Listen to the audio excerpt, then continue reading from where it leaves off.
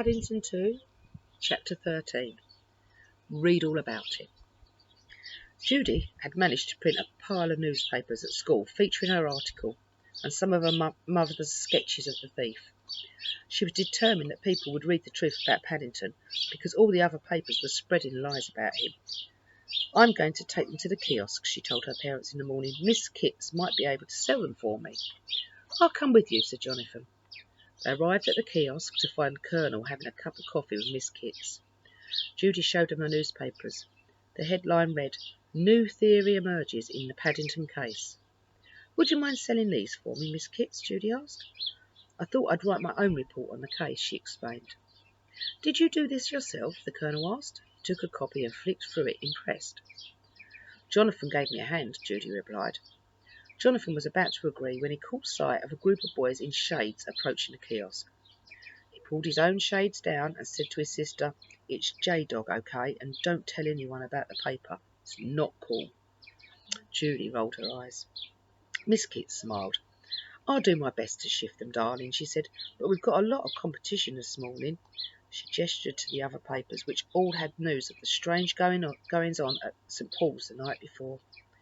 "Terrible business at the cathedral," said the Colonel. Judy read the story. "This is weird," she said.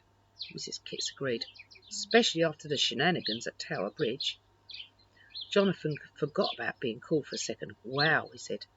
"Aren't they two of the places in that pop-up book?" "Maybe Mum is onto something. Maybe the book does have clues in it," Judy said. "Come on, let's go and tell her." They ran back to number 32 Windsor Gardens, chatting excitedly. As soon as they arrived back home, Judy and Jonathan explained their theory to their mother. "I think you're right," said Mrs. Brown. "The goings-on at Tower Bridge and the cathedral could be linked."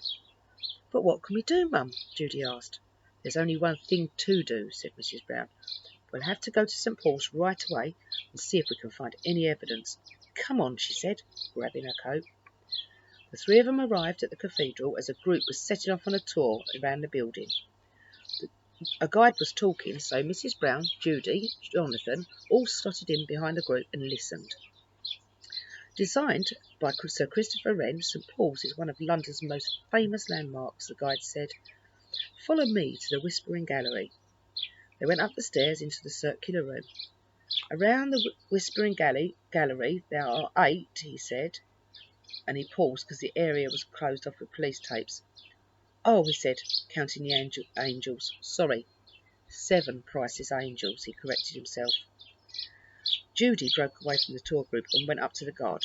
"Excuse me," she asked, "what happened here?" "A man went berserk, it happens," the guard said. He nodded to the chapel where 100 nuns were being held. One elderly nun came out with a Zimmer frame. The guard saw her and called out, "Hold it, sister." He held up his hand. "No one leaves until the detectives say they can." The old nun pulled a face and went back to the chapel. The guard turned to Judy. "The police have rounded them all up, but if you ask me, the culprit has already slipped the net." Jonathan and Mrs. Brown had joined Judy. "What makes you say that?" Jonathan asked. "Because I saw her, that's what," said the guard. His expression became dreamy. "And she had the face of an angel," he said with a sigh. Mrs. Brown took a pencil out of her hair. "Can you describe her?" she asked, getting ready to sketch. The guard gave a sly grin. "With pleasure," he said.